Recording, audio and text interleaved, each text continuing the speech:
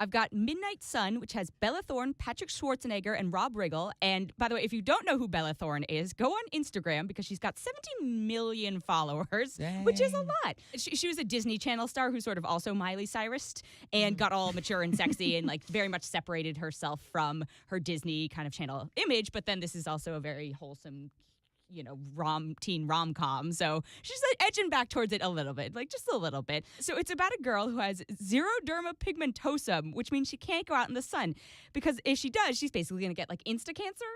And Whoa.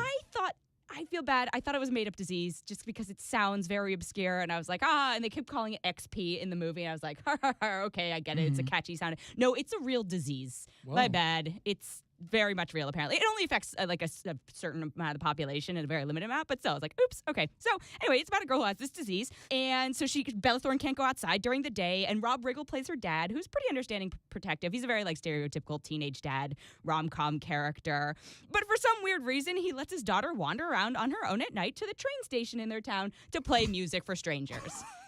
Naturally. Such a That's normal what I would do in the thing. dark, you Yeah, know? yeah, exactly. I was like, that's what I would do as a teenager. Go to the train station and busk. What fun. So, and by the way, the music is like mediocre at best, but of course it's supposed to be like super catchy. Oh my God. And the meet cute moment of meeting Patrick Schwarzenegger is he hears her playing and is like, oh my God, what a talented young lady. Doesn't hurt that she's beautiful. And, a relationship ensues. And I'm not going to, I spent half the movie trying to like figure out the familial resemblance between Patrick Schwarzenegger and Arnold Schwarzenegger, who is his father. Yeah. I was like, there's a little like Shriver cheekbone happening, and like, I see he's got like the Arnie teeth, and which tells you how kind of checked out I was of this movie. So anyway, but she doesn't tell him that she has this disease. She comes up with all these crazy excuses why she can't go out during the day, but they still have, they develop a romance, and there's all these like, generic average teenage star-crossed lover plot lines. And I have to say, for someone who isn't supposed to ever see the sun, I thought she was going to be a lot paler. Oh, yeah. Interesting. Yeah, she is surprisingly tanned in some of it, which Weird. shouldn't matter, but it was just something I noticed. And so anyway, I feel like it's trying to be a walk to remember, or I don't want to compare it to Romeo and Juliet because that's rude to Shakespeare right there. But because these performances are neither. Schwarzenegger, Shakespeare. Yeah, not same difference.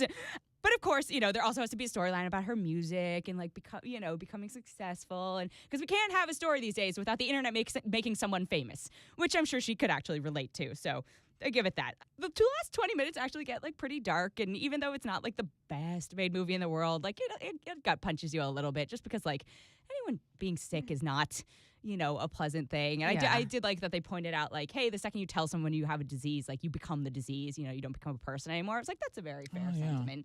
I'm not gonna lie, when I heard the title was Midnight Sun, I thought it was gonna be a vampire movie. And I still maintain it would have been better as a vampire movie. And like, if she goes out into the sun, she like immediately explodes. Like I was expecting like True Blood style, like, oh, his sun hits you, like melt into a million pieces. No, it's a slow and painful death. Great.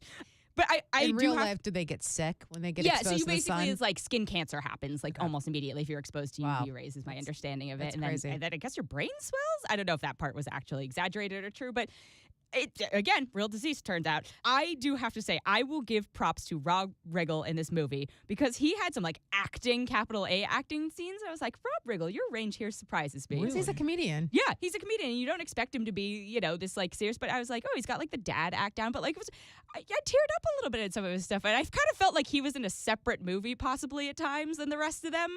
But I will give props where they are due. Rob Riggle, well done. I am not the target audience for this. I don't think any of the three of us are the target audience for this. So, but there were enough cute moments that I didn't want to like stake myself in the heart because, again, I really had hoped it was a vampire movie. So I'm going to give it 2.7 out of 5. All right, there you go. What's it called again? Midnight Sun, not a vampire movie. 2.7 out of 5. 2.7 Mohawks. There you go for Midnight Sun, starring Patrick Schwarzenegger and Bella Thorne. But you got another one, right? I do have another one. Okay. So I have Journey's End, which stars Asa Butterfield, Paul Bettany, Sam Claflin, Tom Sturridge, and Toby Jones. So they're all British. They're all very British.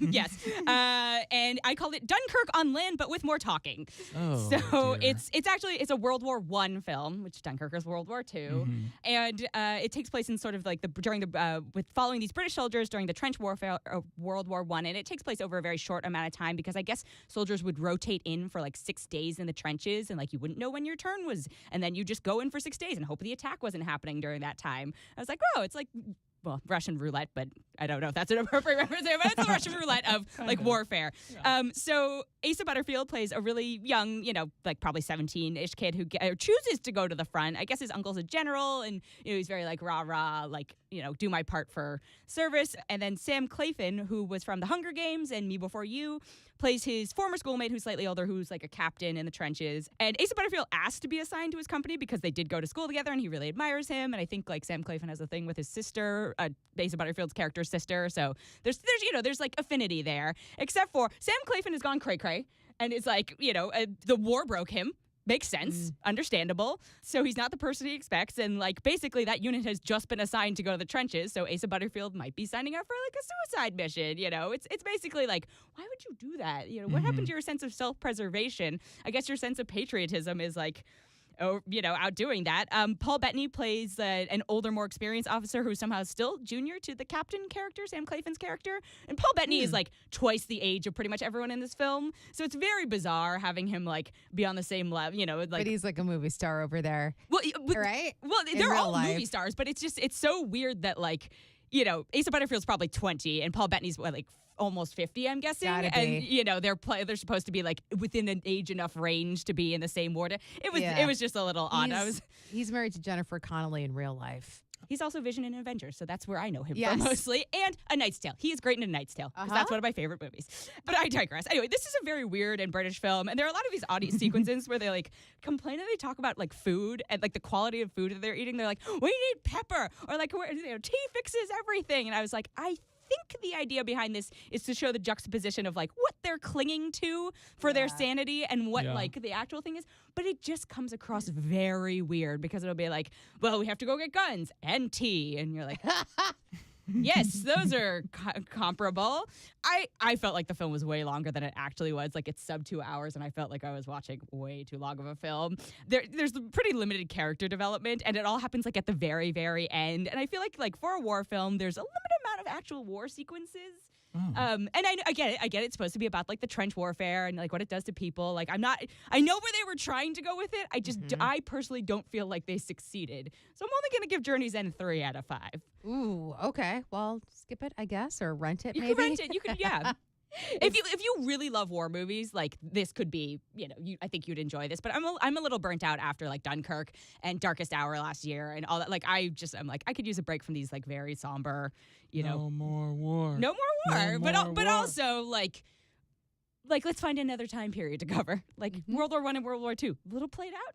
No. Are there a lot of World War I movies? There aren't a ton of World War I movies, but I feel like this is the other thing. None of them differentiate themselves enough to make me be like, oh, like Dunkirk was, different a little bit in that it was like nonlinear storytelling and there wasn't a lot of dialogue, but it was still like a war, this period of time war movie. And I'm like, if you reinvent storytelling somehow magically, then I'll watch your movie. But this, it feels like it's a lot of the same structure.